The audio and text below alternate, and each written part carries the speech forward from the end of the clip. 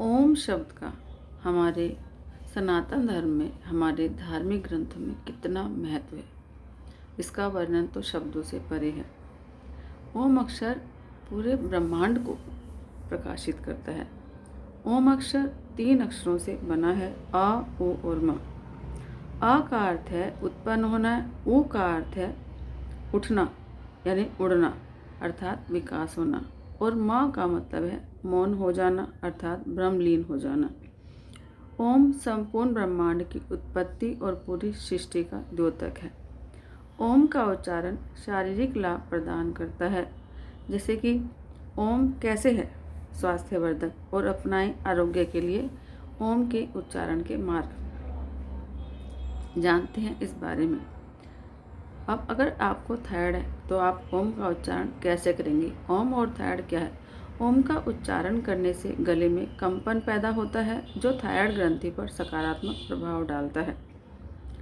अगर आपको घबराहट होती है तो भी आपको ओम का उच्चारण करना चाहिए।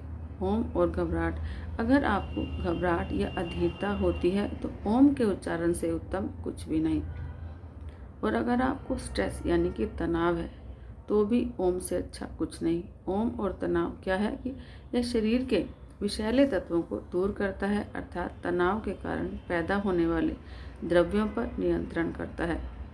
और अगर आपका ब्लड सर्कुलेशन ठीक नहीं रहता यानी खून का प्रवाह, ओम और खून का प्रवाह क्या है कि यह ओम का उच्चारण जब आप करते हो तो हृदय और खून के प्रवाह को संतुलित करता है यानी कि बैलेंस करता है।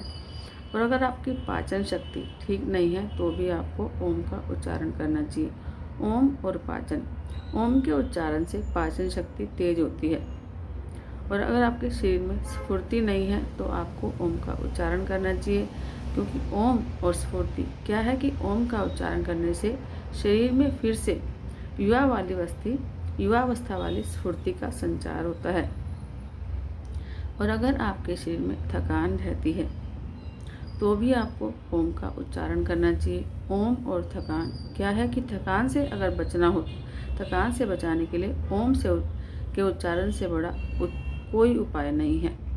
और नींद और ओम का भी बड़ा गहरा रिश्ता है कि अगर आपको नींद ना आने की समस्या है तो ओम और नींद क्या है, अगर नींद ना आने की समस्या इससे कुछ ही समय में दूर हो जाती है। कि कैसे कि रात को सोते समय नींद आने तक मन में आपको ओम का उच्चारण करते रहना चाहिए।